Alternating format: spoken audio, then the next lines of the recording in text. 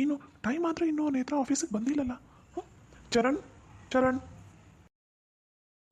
ಸಾಗರ್ ಏನಾಯಿತು ಕರೆದಿಲ್ಲ?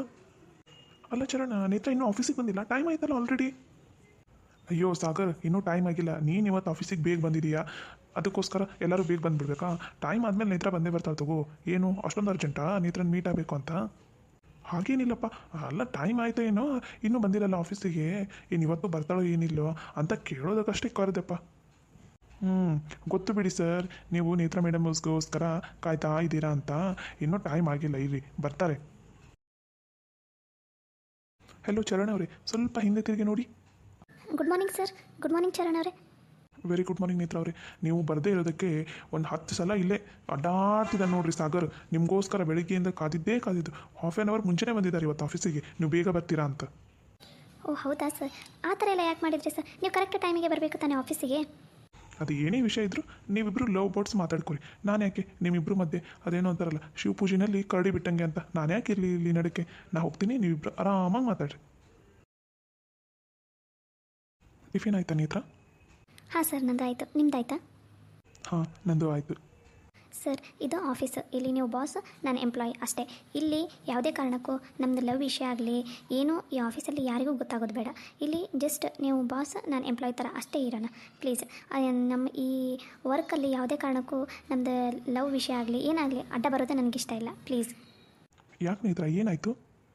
ಅದು ಹಾಗಲ್ಲ ಸರ್, ಸುಮ್ಮನೆ ನಿಮ್ಮ ಲಕ್ಷ್ಯ ಎಲ್ಲ ಬರೀ ನಮ್ಮ ಪ್ರೀತಿ ಕಡೆನೇ, ನನ್ನ ಕಡೆನೇ ನಾವು ಏನಾದರೂ ಮಾತಾಡ್ಕೊಂಡು ಕೂತ್ಕೊಳ್ಳೋದು ಬರೀ ಇದಷ್ಟೇ ಸರಿ ಅನಿಸೋದಿಲ್ಲ ಸರ್. ಇದು ಆಫೀಸ್ ಅಲ್ವಾ, ಆಫೀಸ್ ಟೈಮಲ್ಲಿ ಆಫೀಸ್ ಕೆಲಸ ಅಷ್ಟೇ ಮಾಡೋಣ ಪ್ಲೀಸ್ ಸರ್. ಇದೊಂದು ನನ್ನ ರಿಕ್ವೆಸ್ಟ್. ಓಕೆ ಮೇಡಮ್, ನೀವು ಹೇಳ್ದಂಗೆ ಆಗಲಿ. ಹಾಯ್ ಸಾಗರ್. ಹಾಯ್ ನೇತ್ರ. ನೀನಾ? ನಾಚಿಕೆ ಆಗಲ್ಲ ನಿನಗೆ? ನಿನಗೆ ಅವತ್ತೇ ಹೇಳಿದ್ದೆ ತಾನೇ ನೀನು ಯಾವುದೇ ಕಾರಣಕ್ಕೂ ಆಫೀಸಿಗೂ ಬರೋಂಗಿಲ್ಲ, ನನ್ನ ಮುಖಾನ ತೋರಿಸ್ಬೇಡ ಅಂತ. ಮತ್ತೆ ಯಾಕೆ ಬಂದೆ ಆಫೀಸಿಗೆ? ಇನ್ನೂ ಯಾರ್ಯಾರ ಜೀವನನ ಹಾಳು ಮಾಡ್ಬೇಕಂತ ಇದೆಯಾ? ಛೀ, ನೀನು ನೋಡಿದರೆ ನನಗೆ ಸಿಟ್ಟು ಬರುತ್ತೆ. ಸಾರಿ ಸಾಗರ್, ಸಾರಿ ನೇತ್ರ, ದಯವಿಟ್ಟು ನನ್ನನ್ನು ಕ್ಷಮಿಸ್ಬಿಡಿ. ನಾನು ಇನ್ಮೇಲೆ ಯಾವುದೇ ಕಾರಣಕ್ಕೂ ನಿಮ್ಮಿಬ್ಬರ ಮಧ್ಯೆ ಬರೋದಿಲ್ಲ ಪ್ಲೀಸ್ ಸಾಗರ್. ಅದೊಂದು ಘಟನೆಯನ್ನು ದಯವಿಟ್ಟು ಮರೆತುಬಿಡಿ ಇಬ್ಬರು, ನನ್ನನ್ನು ಕ್ಷಮಿಸ್ಬಿಡಿ. ನಿನ್ನನ್ನು ಕ್ಷಮಿಸೋದಾ? ಈ ಜೀವನದಲ್ಲೇ ನಿನ್ನನ್ನು ನಾನು ಯಾವುದೇ ಕಾರಣಕ್ಕೂ ಕ್ಷಮಿಸೋದಿಲ್ಲ. ನೀನೇನಾದರೂ ಇವಾಗ ಈ ಆಫೀಸಿಂದ ಹೊರಗಡೆ ಹೋಗಲಿಲ್ಲ ಅಂದರೆ ಸೀದಾ ನಿಮ್ಮ ಡ್ಯಾಡಿಗೆ ಕಾಲ್ ಮಾಡಿ ಹೇಳಬೇಕಾಗುತ್ತೆ, ನೆನಪಿರಲಿ. ಬೇಡ ಸಾಗರ್ ಬೇಡ. ಈ ವಿಷಯ ಏನಾದರೂ ನಮ್ಮ ಡ್ಯಾಡಿಗೆ ಗೊತ್ತಾದರೆ ಅಷ್ಟೇ. ನಿನಗೆ ಗೊತ್ತು, ನಮ್ಮ ಡ್ಯಾಡಿಗೆ ಏನಾದರೂ ಇಂಥ ಘಟನೆ ಹೇಳಿದರೆ ಅವರು ಸತ್ತೇ ಹೋಗ್ಬಿಡ್ತಾರೆ. ಅವ್ರಿಗೆ ಮೊದಲೇ ಹಾರ್ಟ್ ಪ್ರಾಬ್ಲಮ್ ಇದೆ. ಪ್ಲೀಸ್ ಸಾಗರ್, ಈ ವಿಷಯನ ಯಾವುದೇ ಕಾರಣಕ್ಕೂ ಅವ್ರ ಹತ್ರ ಹೇಳಬೇಡ ಸಾಗರ್, ಪ್ಲೀಸ್ ಸಾಗರ್. ಅದು ಒಂದು ಕಾರಣಕ್ಕೆ ನಾನು ಸುಮ್ಮನೆ ಇದ್ದೀನಿ. ಇಲ್ಲ ಅಂದಿದ್ದಿದ್ರೆ ಆವತ್ತು ನಡೀತಿದ್ದ ಕಥೆನೇ ಬೇರೆ ಇತ್ತು. ಅಂಕಲ್ ಮುಖ ನೋಡಿ ಸುಮ್ಮನೆ ಇದ್ದೀನಿ ನಾನು. ಇಲ್ಲ ಅಂದಿದ್ದಿದ್ರೆ ನಿನ್ನನ್ನು ಅವತ್ತೇ ಪೊಲೀಸಿಗೆ ಹಿಡಿದು ಕೊಟ್ಟುಬಿಡ್ತಿದ್ದೆ. ಸಾಗರ್, ಏನು ಹೇಳ್ತಾ ಇದ್ದಾಳೆ ಇವಳು? ಹೌದು ನೇತ್ರ, ಅವ್ರ ಡ್ಯಾಡಿಗೆ ಹುಷಾರಿಲ್ಲ, ಹಾರ್ಟ್ ಪ್ರಾಬ್ಲಮ್. ಈ ವಿಷಯ ಏನಾದರೂ ಅವ್ರಿಗೆ ಗೊತ್ತಾದರೆ ಅವರಂತರೂ ಜೀವ ಸಮೇತ ಇರೋದಿಲ್ಲ. ಹೌದು ನೇತ್ರ, ಇನ್ನೊಂದು ಸಲ ನಾನು ಈ ಥರ ಮಾಡೋದಿಲ್ಲ. ನನಗೆ ನನ್ನ ತಪ್ಪಿನ ಅರಿವು ನನಗಾಯಿತು. ಇನ್ನೊಂದು ಸಲ ಯಾವುದೇ ಕಾರಣಕ್ಕೂ ನಾನು ನಿಮ್ಮಿಬ್ಬರ ಮಧ್ಯೆ ಬರೋದಿಲ್ಲ. ದಯವಿಟ್ಟು ನನ್ನನ್ನು ಕ್ಷಮಿಸ್ಬಿಡು ನೇತ್ರ. ನೀನು ಕಾಲು ಬೇಕಾದರೂ ಮುಗಿತೀನಿ ನೇತ್ರ, ಪ್ಲೀಸ್ ನೇತ್ರ, ನನ್ನನ್ನು ಕ್ಷಮಿಸ್ಬಿಡು ನೇತ್ರ. ಅಯ್ಯೋ ಕೃತಿ ಅವರೇ, ನನ್ನ ಕಾಲು ಬಿಡಿ. ನೀವು ಯಾಕೆ ನನ್ನ ಕಾಲು ಮುಗಿತಾ ಇದ್ದೀರಾ? ಪ್ಲೀಸ್ ನನ್ನ ಕಾಲು ಬಿಡಿ. ಇಲ್ಲ ನೇತ್ರ, ನೀನು ನನ್ನನ್ನು ಕ್ಷಮಿಸಿದ್ದೀನಿ, ಸಾಗರು ನನ್ನನ್ನು ಕ್ಷಮಿಸಿದ್ದಾನೆ ಅಂತ ಹೇಳೋವರೆಗೂ ನಾನು ನಿನ್ನ ಕಾಲು ಬಿಡೋದಿಲ್ಲ.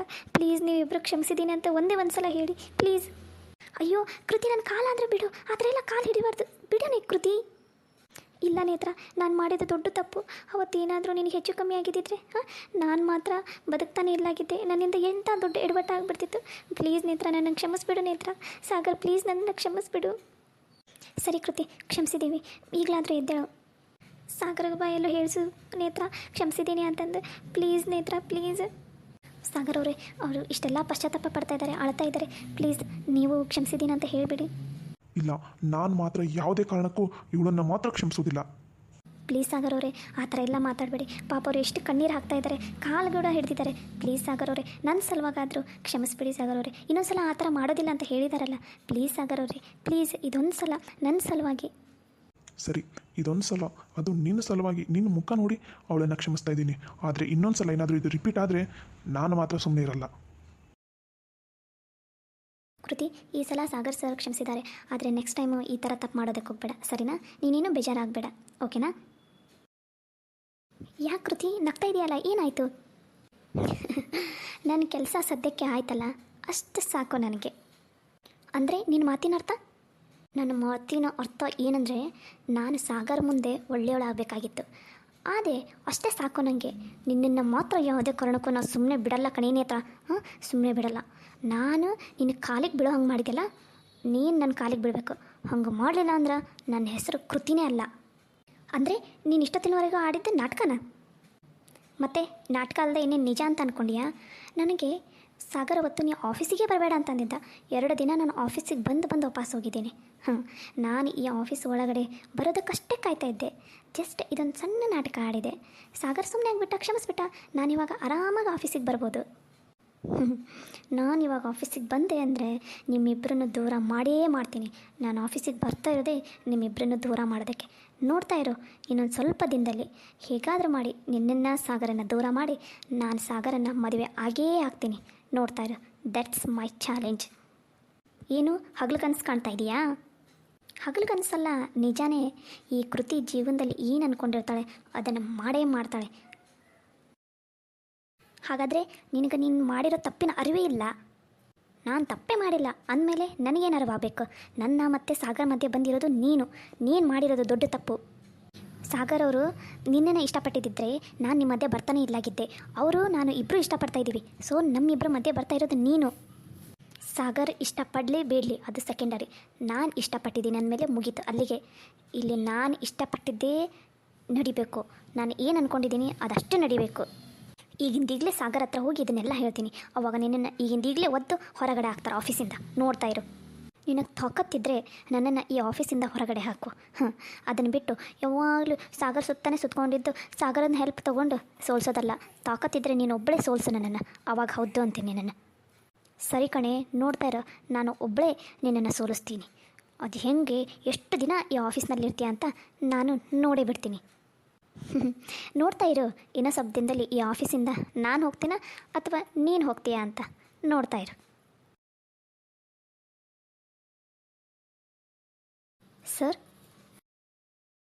ಇನ್ನೇತ್ರ ಏನಾಯಿತು? ಏನಿಲ್ಲ ಸಾಗರ್, ಆದರೂ ನೀನೊಂದು ಸ್ವಲ್ಪ ಕೃತಿಯಿಂದ ದೂರನೇ ಇರು. ಯಾಕೆ, ಏನಾಯಿತು? ನೀನೇ ಅಂದೆಲ್ಲ ಕ್ಷಮಿಸ್ಬಿಡು, ಅವಳು ಚೇಂಜ್ ಆಗಿದ್ದಾಳೆ ಅಂತ. ಹಾಂ ಸಾಗರ್, ನಾನೇ ಅಂದೆ. ಆದರೂ ಒಂದು ಸ್ವಲ್ಪ ಹುಷಾರಾಗಿರು. ಅವಳ ಮಾತನ್ನು ನಂಬೋದಕ್ಕೆ ಹೋಗಬೇಡ ಜಾಸ್ತಿ. ಸರಿ ನೇತ್ರ, ನೀನೇನು ಟೆನ್ಷನ್ ಮಾಡ್ಕೋಬೇಡ. ಆರಾಮಾಗಿ ಹೋಗಿ ಕೆಲಸ ಮಾಡು, ಸರಿನಾ? ಸರಿ ಸಾಗರ್. ನಂದೊಂದು ಇಂಪಾರ್ಟೆಂಟ್ ಕಾಲ್ ಇದೆ, ನಾನು ಕಾಲ್ ಮಾಡಿಬರ್ತೀನಿ. ನೀನು ಇವತ್ತು ಮಧ್ಯಾಹ್ನ ಒಂದು ಮೀಟಿಂಗ್ ಇದೆ, ಅದರದ್ದೆಲ್ಲ ಅರೇಂಜ್ಮೆಂಟ್ ಮಾಡು, ಓಕೆನಾ? Okay sir. ಹಾಯ್ ಎಲ್ರಿಗೂ ನಮಸ್ಕಾರ. ನಿಮಗೆಲ್ರಿಗೂ ನಮ್ಮ ವಿಡಿಯೋ ಇಷ್ಟ ಆಗ್ತಾ ಇದೆ ಅಂತ ಅಂದ್ಕೊಂಡಿದ್ದೀನಿ. ಪ್ಲೀಸ್ ಎಲ್ಲರೂ, ನಿಮಗೆಲ್ರಿಗೂ ಈ ವಿಡಿಯೋ ಇಷ್ಟ ಆದರೆ ಪ್ಲೀಸ್ ಎಲ್ಲರೂ ಲೈಕ್ ಮಾಡಿರಿ, ಶೇರ್ ಮಾಡಿರಿ, ಕಮೆಂಟ್ ಮಾಡಿರಿ. ಹಾಗೆ ಸಬ್ಸ್ಕ್ರೈಬ್ ಆಗೋದನ್ನು ಮಾತ್ರ ಮರಿಬೇಡಿ, ಓಕೆನಾ? ಈ ಕೃತಿ ಯಾಕೆ ಈ ಥರ ಮಾಡ್ತಾ ಇದ್ದಾಳೆ? ಇಷ್ಟೊಂದು ಕ್ರೂರಿ ಇದ್ದಾಳೆ ಅವಳು. ಇಷ್ಟು ಕೆಟ್ಟದಾಗೆಲ್ಲ ಯೋಚನೆ ಮಾಡ್ತಾಳೆ. ಸಾಗರ್ ಸರ್ ಮತ್ತು ಅವಳು ಇಷ್ಟಪಡ್ತಾ ಇದ್ದರೆ ಓಕೆ, ನಾನು ಬಿಟ್ಟು ಬಿಡ್ತಿದ್ದೆ. ಆದರೆ ಸಾಗರ್ ಸರ್ಗೆ ಅವಳು ಅಂದರೆ ಇಷ್ಟನೇ ಇಲ್ಲ. ಅಂದರೂ ಯಾಕೆ ಈ ಥರ ಎಲ್ಲ ಮಾಡ್ತಾ ಇದ್ದಾಳೆ? ಇಲ್ಲ, ಅವಳು ಹೇಗಾದರೂ ಮಾಡಿ ಸರಿಯಾಗಿ ಬುದ್ಧಿ ಕಲಿಸ್ಬೇಕು. ಅವಳು ಮಾಡಿದ ತಪ್ಪು ಅಂತ ಅವಳಿಗೆ ಗೊತ್ತಾಗೋ ಹಾಗೆ ಮಾಡೇ ಮಾಡ್ತೀನಿ.